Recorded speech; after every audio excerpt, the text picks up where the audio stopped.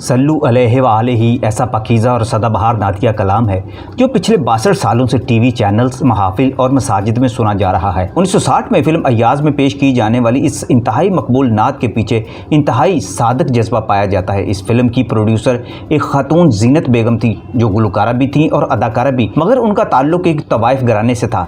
जीनत बेगम कहा करती थी कि मैंने फिल्म बनाने से पहले जब मौसीकार खुर्शीद अनवर से कहा मुझे कोई ऐसा नातिया कलाम लिखकर और उसकी धुन बनाकर सुनाएं ताकि मैं इस कलाम मुबारक की खातिर पूरी फिल्म बनाऊं। इस पर ख्वाजा खुर्शीद अनवर ने तनवीर नकवी से सल्लु अलैहि जैसा पाकीज़ा और मुक़द्दस नातिया कलाम लिखवाया। जीनत बेगम के दिल में ये कलाम उतर गया। पहले उन्होंने खुद इस नाते मुबारक को गाना चाहा, लेकिन अदब उनकी राह में हायल हो गया और उन्होंने ख्वाजा खुर्शीद अनवर से कहा मुझसे ज्यादा पाकीज़ा आवाजों में ये नात मुबारक रिकॉर्ड कराएं। आपको बताते चलें, पाकिस्तान की ये पहली फिल्म थी जो सिर्फ नाते मुबारक सुनने के बाद लिखवाई गई और बनाई गई। नाते मुबारक की बरकत से ही ये फिल्म भी सुपरहिट हो गई। जीनत बेगम का माजी जो भी था, मगर वो जानती थी कि पाकिस्तान में इस्लामी और तहजीबी इक़दार को उजागर करने के लिए फनकारों को अपना पायदार किरदार अदा करना होगा और उन्होंने फिल्म अय्याज़ इसी जज्बा के तहत बनाई और अपनी नस्ल को बताया कि मुसलमानों के हीरो और मशाहिर दरअसल कौन थे और नौजवान नस्ल को अपने दिलों में उनके किरदार को कैसे बिठाना चाहिए। जीनत बेगम 1920 में पैदा हुई थी। उनका ताल्लुक तवाइफ घराने से था जिसमें नाच गाना मामूल की बात थी। जीनत बेगम क्लासिकी मौसीकी सीखने के बाद फिल्म नगरी से वाबस्ता हो गई थी। 1944 में जीनत बेगम का खानदान लाहौर से बम्बई मुंतकिल हो गया। हालांकि जीनत बेगम 1937 में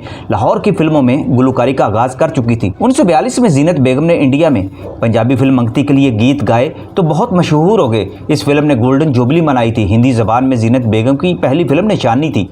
तकसीम हिंद के बाद भारत में वो रहीं और 1951 की हिंदुस्तानी फिल्म मुखड़ा के लिए पसे पर्दा गुलकारी के बाद वो हिजरत करके पाकिस्तान आ गई। यहाँ चंद बरस के बाद उन्होंने फिल्म इंडस्ट्री के लिए गीत गाए और फिर हीर नामी फिल्म में सहती का किरदार भी अदा किया। फिल्म हीर की प्रोड्यूसर के तौर पर भी उनका नाम लिया जाता है। फिल्म अय्याज़ में जीनत बेगम की ख्वाहिश पर सल्लु अलैहि नातिया कलाम को मौसीकार खुर्शीद अनवर ने इंतहाई कशफ और जज़ब के साथ खूबसूरत धुन से संवारा और धुन की पाकीज़गी को बरकरार रखने की पूरी कोशिश करते हुए सिर्फ अरबी साज दफ का सहारा लिया। इस दिल नशीन रिदम ने इस नात के हुस्न को मजीद दुबाला कर दिया और फिर गुलकारा जुबैदा खानम और नहीद नियाज़ी की आवाज़ों ने तो अपना जुदा गाना सहर तारी कर दिया। फिल्म अय्याज़ की सनात में जिन जिन नामवर अदाकारों ने हिस्सा लिया उनमें सबिहा खानम, नैयत सुल्ताना नीलो, नगार सुल्ताना बहार और जीनत बेगम सर-ए-फहरिस्त थीं। ये नात अपनी सारी रहनाइयों के साथ आज भी कल की तरह तरोताज़ा है और हमेशा यूं ही रहेगी। इस नात को जब भी सुनने का मौका मिलता है ये दिल को जगमगाती है और रूह को मुनव्वर कर देती है। इस नाते मुबारक को फिल्म अय्याज़ में क्यों शामिल किया गया? इसका बुनियादी मकसद यही था कि तारीखी फिल्म में नाते मुबारक को शामिल करके फिल्म की कहानी में तासीर भी पैदा की जा सके। मुगल आजम में मधुबाला की नात गोई के बाद ज्यादातर इस्लामी और तारीखी फिल्मों में नातिया कलाम को पेश किया जाने लगा था। जिस फिल्म में भी नात को मौसर अंदाज में पेश किया गया वो फिल्म कामयाब हो गई और इस नाते मुबारक को लाजवाल शोहरत मिल गई। अय्याज़ कौन था जिसके बारे में पाकिस्तान में ये पहली फिल्म बनाई गई? इस बारे में आपको बताते चलें कि अय्याज़ लाहौर का बानी था। तारीख दानों के मुताबिक अय्याज़ को बानी लाहौर और लाहौर का पहला हाकम भी कहा जाता है। अय्याज़ सुल्तान महमूद गजनवी का वफादार था।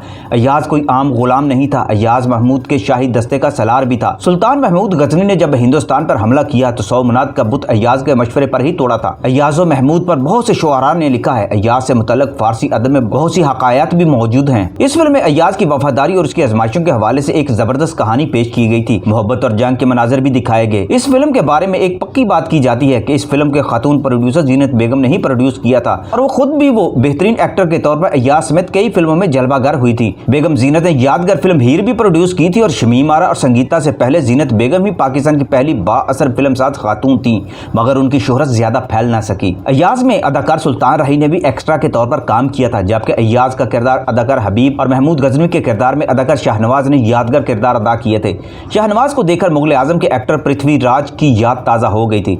वैसा ही शाहाना अंदाज जिसमें जलालत भी कायम थी। फिल्म में सबिहा खानम, नीलो, बहार, मुगल आजम की तारीखी अदाकारा नगार सुल्ताना, नईम हाशमी और सैयद कमाल भी शामिल थे। इसकी कहानी मारूफ अदीब मिर्जा अदीब ने लिखी थी। हदायतकार लुकमान थे। मुझे लुकमान साहब से मिलने का भी इत्तफाक हुआ था। आखिरी उम्र में भी उनके चेहरे पर ताजगी नजर आया करती थी, जबकि ये नाते मुबारक तनवीर नकवी ने लिखी थी। आपको मजे की बात बता दें कि फिल्म अय्याज़ का किरदार अदा करने के लिए दरपन यूसुफ खान और हबीब के दरमियान काफी देर तक इंतखाब की जंग होती रही, लेकिन फिर लुकमान साहब ने हबीब को ही अय्याज के लिए चुना था। हालांकि इससे पहले हबीब एक नाकाम अदाकार के तौर पर मशहूर हो गए थे, लेकिन लुकमान साहब ने जब उन्हें अपनी फिल्म आदमी में लिया तो उनकी नाकामियों में ठहराव आ गया। अलबत्ता उनकी असल शिनाख्त फिल्म अय्याज ही बनी थी। अदाकार हबीब की पहली फिल्म 1956 में रिलीज हुई थी। फिल्म लख्त जिगर थी, जिसमें उन्होंने मलका तरन्नुम नूरजहां के छोटे भाई के किरदार में कास्ट किया गया, लेकिन फिल्म कामयाब ना हो सकी और इसके बाद उनको हदायतकार नज़ीर अजमेरी ने अपनी फिल्म शरारत में अदाकारा नसरीन के साथ बतौर हीरो कास्ट किया, लेकिन ये फिल्म भी नाकाम हो गई।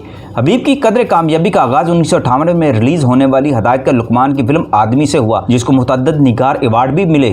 फिर 1960 में रिलीज होने वाली फिल्म अय्याज, ज़हर इश्क, स्पेरन, सरैया, औलाद, महताब, खानदान, आशियाना, ईद मुबारक, माँ के आंसू, फैशन, दिल के टुकड़े, हार गया इंसान और वक्त, मौज मेला, जीदा दिलदा जानी, यार मार, बाबल दा बेड़ा, चन मखना, टैक्सी ड्राइवर, चन वीर, चन पुत्र, दुनिया पैसे दी, रंगू जट, सज्जन बेपरवाह, ज़ैलदार, खुशियाँ जैसी फिल्मों ने हबीब को अदाकार बना दिया था, लेकिन उनके क्रेडिट पर अय्याज फिल्म हमेशा चमकते सूरज की तरह जगमगाती रही।